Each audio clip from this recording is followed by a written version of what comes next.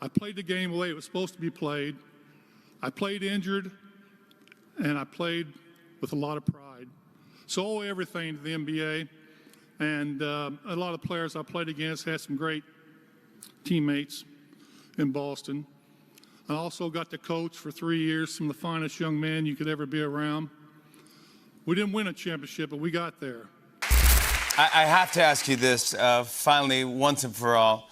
Who is the greatest of all time? Jordan, LeBron, or you? For over 40 years, they were the ultimate rivalry. Magic versus Bird. Lakers versus Celtics. A competition so fierce it saved the NBA. Their battles defined an era. But now, in a stunning, unprecedented turn, these two legendary pillars of basketball history have done the unthinkable. They have united. And their shared target? LeBron James.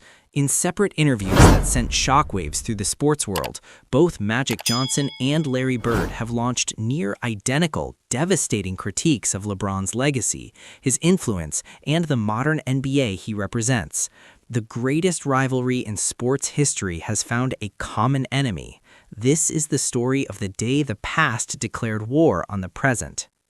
It began not as a coordinated strike, but as two seismic events occurring within days of each other, creating the unmistakable echo of a shared verdict. First, Larry Bird, in a rare, lengthy sit-down on a classic sports radio show, was asked about the state of the league. He spoke slowly, deliberately, his words carrying the weight of a lifetime in the game. "The thing I see now," Bird said, "is a lot of talk about building your own legacy, controlling your own narrative. When I played, your legacy was what you did between the lines. Period. It was what you won. It wasn't what you said you won or what you wanted people to think you won. You didn't get to narrate it as you went along. The game wrote the story. You just played it." He continued, his tone not angry but dismissive in a way that cut deeper. There is a difference between being a great player and building a great brand. We were players. Now it feels like everyone's a corporation first, and sometimes I wonder if the corporation gets in the way of the player. Days later, Magic Johnson, from his ESPN studio set, was asked a similar question. His famous smile was absent, replaced by a look of sober concern. "I look at the league today, and I see so much talent, more than ever," he began. "But I also see a generation that wants the power without all the quiet responsibility that comes with it. They want to be the CEO, the coach, the GM, and the star. In our day, you had a role. You mastered it. You let the coaches coach, the GMs manage, and you dominated on the floor. That focus, it's different now." Then the hammer. When you start thinking you're bigger than the game, that your story is more important than the team's story, that's when you lose the plot. The game is bigger than all of us, always has been. Though separated by time and coast, their messages were a synchronized assault on the same philosophy. Bird attacked the narrative of modern legacy building. Magic attacked the structure of modern player power. Together, they formed a complete indictment. LeBron James, the archetype of the player as empire, was guilty on both counts, of curating his history and of diluting his basketball focus with corporate ambition. They didn't mention his name. They didn't have to. The entire basketball world heard it. The two most iconic names of the 20th century had just drawn a line in the sand, and they were standing together on the side labeled "The Way It Was," looking across at LeBron James and the era he built. The unification of Magic and Bird wasn't a friendship, it was a tribunal, and the trial of the modern superstar had just begun. Two mistakes, right? But my first mistake was when I was actually 19 years old. I had just won the national championship, and I beat that dude named Bird. I don't know, you ever heard of him? And so all the shoe companies came to recruit me to sign with them. And this is why this conference is so important, because Larry Bird would beat LeBron James one-on-one. Because one-on-one, it takes away from everything LeBron has, right? His physical strength, his... To understand the gravity of Magic and Bird's unified front, you must dissect the specific parallel critiques they leveled. This wasn't about statistics or athleticism. It was a philosophical attack on the very ethos of LeBron James's career, striking at the twin pillars of his legend. Bird's world was one of organic, unvarnished truth. Your legacy was a concrete result: wins, losses, championships, moments frozen in time. The media wrote the narrative. You just provided the facts on the court. In LeBron, Bird sees the master curator. From the decision to the meticulous crafting of his King James persona to the production companies shaping his post-career story, LeBron has treated his legacy not as a fossil to be unearthed by historians, but as an active, ongoing media project. To Bird, this is inauthentic. It's talk about building your own legacy. It's turning the sacred, earned record of competition into a branded content stream. Bird believes this curating diminishes the raw truth of the achievement. A title you narrate, in his view, is less pure than a title that simply is. Magic came from a world of clear, respected roles. The Buss family owned. Jerry West and then Pat Riley coached and managed. Kareem led. Magic played, led differently, and smiled for the cameras. The structure was the foundation of success. In LeBron, Magic sees a dissolution of those lines. LeBron isn't just a player. He is, through his influence, a de facto co-general manager, a shadow coach, and the head of a massive business conglomerate that intersects with his team. To Magic, this wanting to be the CEO diffuses focus and disrespects the specialists hired to do those jobs. It creates the drama and distraction Magic often laments. In Magic's ethos, greatness is achieved by mastering your lane within a larger machine, not by trying to become the engineer, the driver, and the fuel all at once. Together, their critiques form a devastating pincer movement.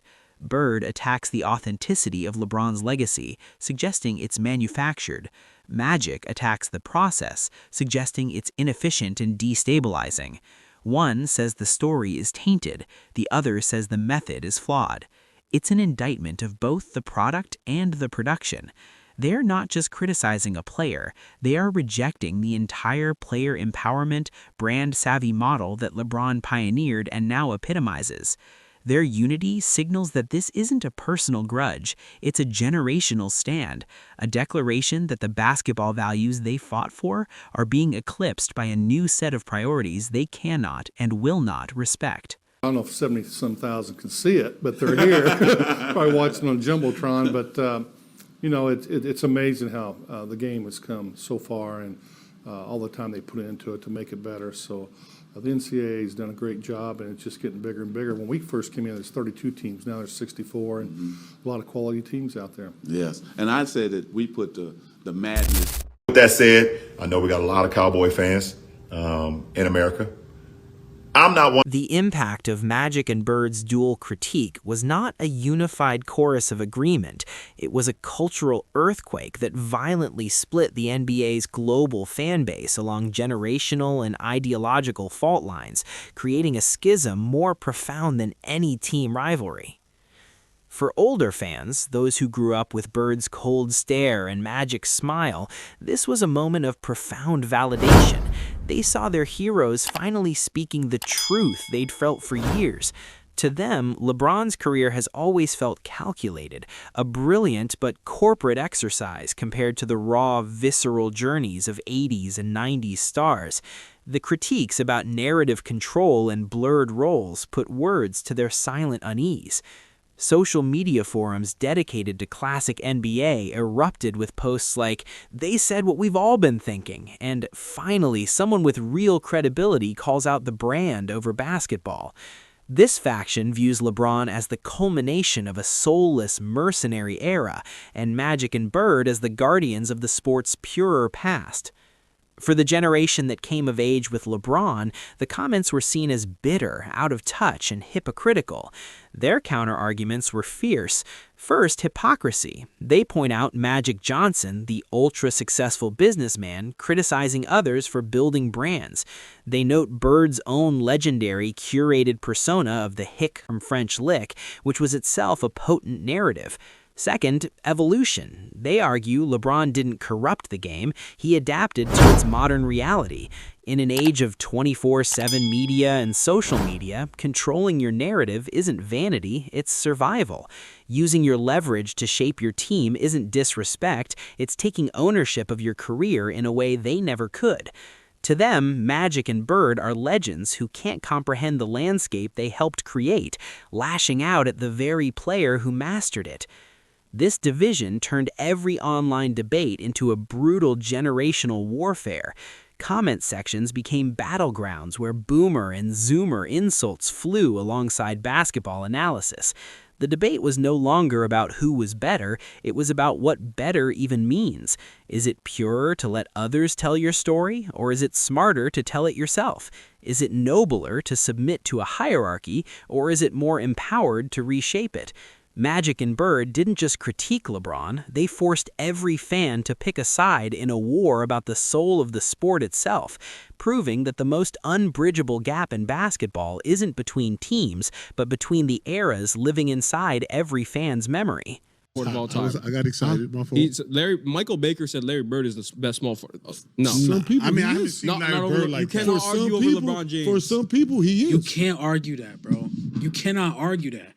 You cannot argue that, bro. You cannot make a logical argument that says Larry Bird is the better. The funny thing is, me and Kobe, besides our, the late great Kobe, obviously, me and Kobe never had a real relationship either until we was on the Olympic team. LeBron James now faces the most formidable and most cunning opposition of his career. This is not a battle against a rival on the court or a critic in the media.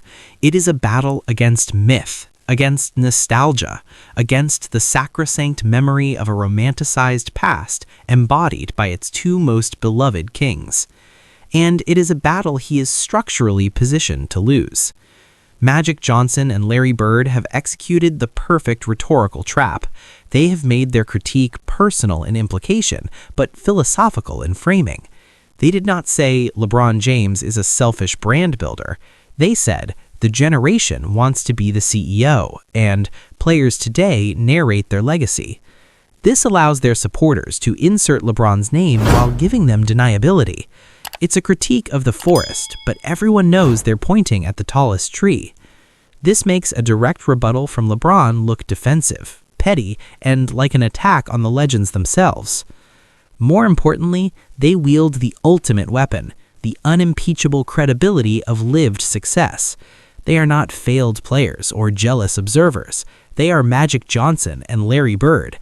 They have the rings, the MVPs, the iconic moments, and the universally acknowledged role as saviors of the league. When they speak on what it takes to win, to lead, to build a legacy, their authority is absolute. Any statistical or accomplishment-based counter from LeBron's camp is neutered before it begins. You cannot use data to disprove a feeling, and the feeling they've evoked is that their way felt more authentic, more focused, more purely about basketball. LeBron's potential responses are all losing moves. If he engages directly, he validates their critique as worthy of his attention and disrespects icons, alienating a huge portion of the basketball world. If he ignores it, he appears to concede their point, allowing their narrative to solidify as accepted truth. If he tries to contrast their eras to highlight his own challenges, he sounds like he's making excuses. He is in a checkmate position.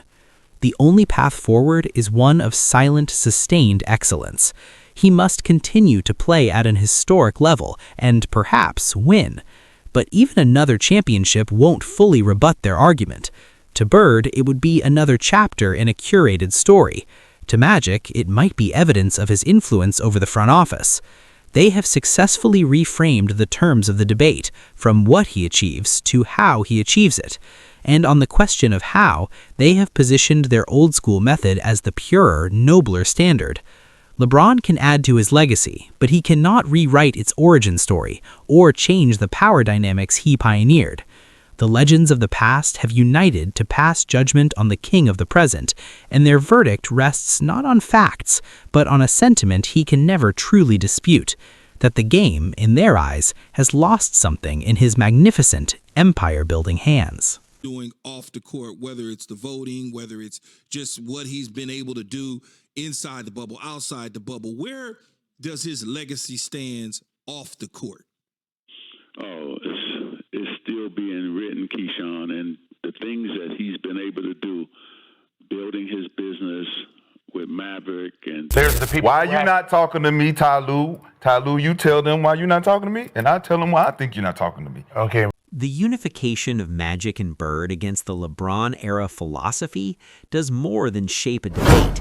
It actively alters the landscape of historical evaluation. It establishes a new, powerful litmus test for greatness, one that future players will be measured against, whether they like it or not. The question is no longer just, did you win, but how did you win, and who told the story of your winning? This creates a bifurcated path to legend status. On one side is the pure competitor path, now canonized by Bird and Magic.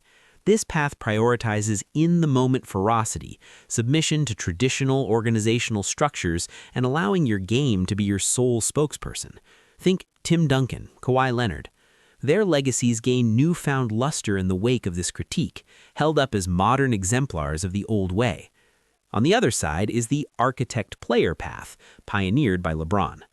This path embraces narrative control, strategic career movement, and leveraging influence for roster construction.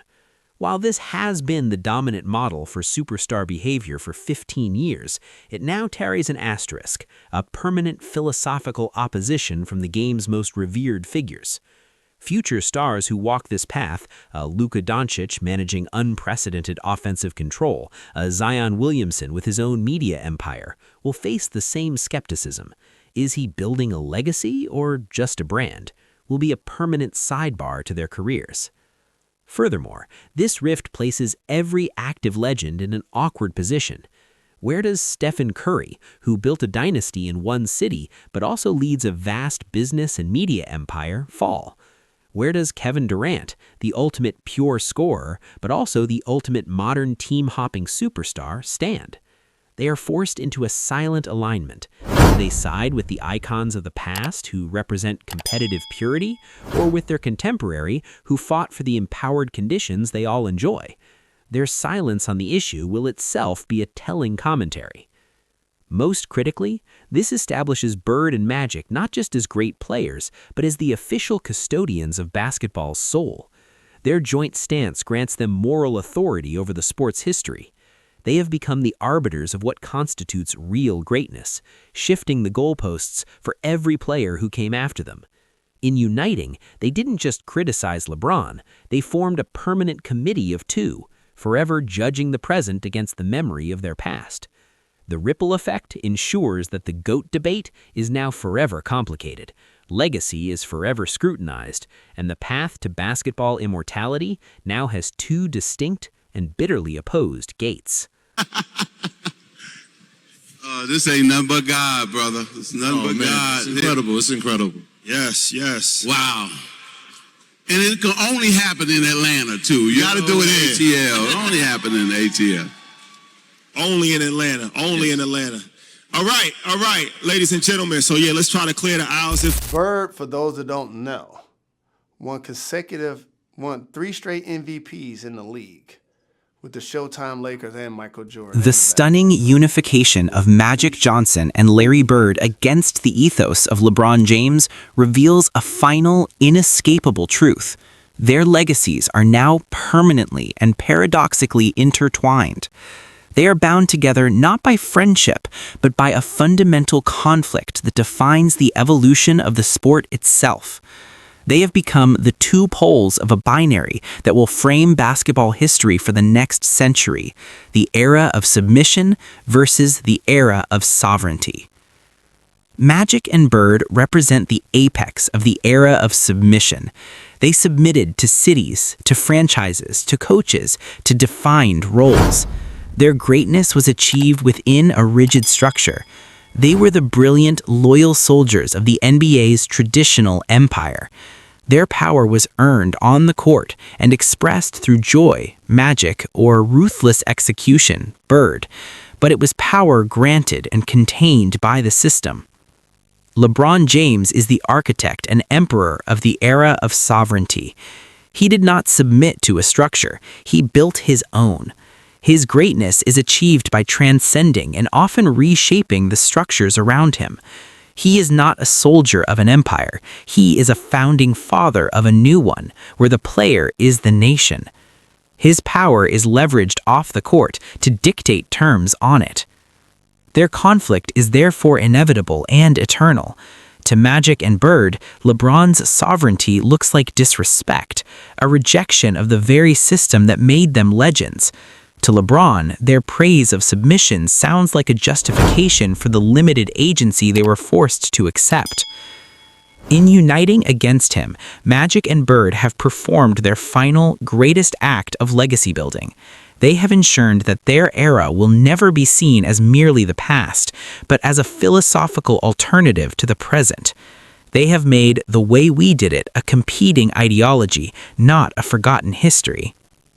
And for LeBron, this conflict is the ultimate backhanded compliment. To be the sole target of a united front from the two most iconic names in basketball history is to be acknowledged as the single force significant enough to threaten their entire worldview. They are not attacking a player, they are attacking an era, and he is that era's king. So what have we learned? We learned that the most iconic rivalry in sports history has found its final common cause: the defense of their basketball world against the one that replaced it. Magic Johnson and Larry Bird did not unite out of friendship, but out of preservation. In LeBron James, they see the beautiful, terrifying culmination of a change they perhaps inspired, but cannot accept: the change from player to sovereign. Their criticism is not a verdict that can be overturned. It is a declaration of values. And in that declaration, all three legends are cemented forever. Magic and Bird as the guardians of a cherished past, and LeBron James as the revolutionary king of a present they refuse to crown. The final question is not who is right. It is this: in the story of basketball, is the greatest chapter written by the heroes who mastered the world they were given, or by the king who dared to build his own? This debate is now eternal. Subscribe as we witness history continue to judge itself.